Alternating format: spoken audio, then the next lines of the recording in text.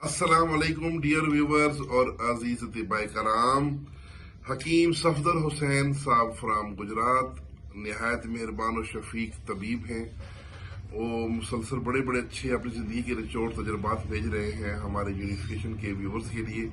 आज उन्होंने मोटापा के लिए एक अपना मुजर्रब नुस्खा भेजा है। तो नुस्खा कुछ सुन लें कि कुछ यूं है कि घी क्वारगंदल का रस 1 किलो और ये लेना है मख्तर। इसको मख्तर का लेना है।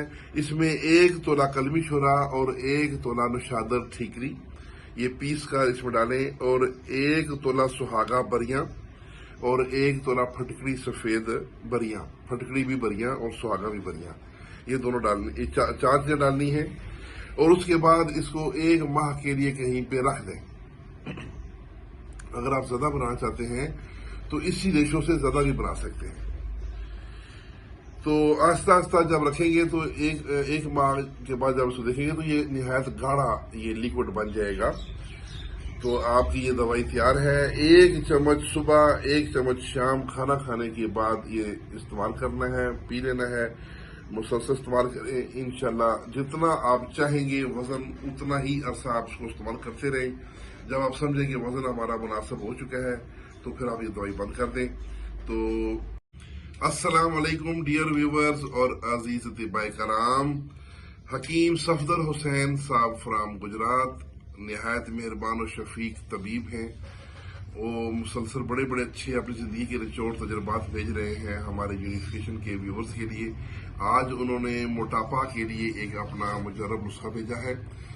तो नुस्खा कुछ सुन लें कि कुछ यूं है कि घी क्वारगंदल का रस 1 किलो और ये लेना है मख्तर। इसको मख्तर का लेना है। इसमें 1 तोला कलमी शुरा और 1 तोला नुशादर ठीकरी ये पीस कर इसमें डालें, और 1 तोला सुहागा बरियां और 1 तोला फटकड़ी सफेद बरियां, फटकड़ी भी बरियां और सुहागा भी बरियां, ये दोनों डालनी, ये 4 चीजें डालनी है।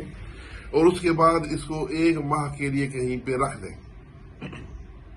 अगर आप ज्यादा बनाना चाहते हैं तो इसी रेशो से ज्यादा भी बना सकते हैं। तो आस्ता आस्ता जब रखेंगे तो एक माह के बाद जब उसको देखेंगे तो ये निहायत गाढ़ा ये लिक्विड बन जाएगा। तो आपकी ये दवाई तैयार है। 1 चम्मच सुबह, 1 चम्मच शाम, खाना खाने के बाद ये इस्तेमाल करना है, पी लेना है। मुसलसल इस्तेमाल करें, इंशाल्लाह जितना आप चाहेंगे वजन उतना ही अरसा आप इसको इस्तेमाल करते रहें। जब आप समझें कि वजन हमारा मुनासिब हो चुका है तो फिर आप ये दवाई बंद कर दें। तो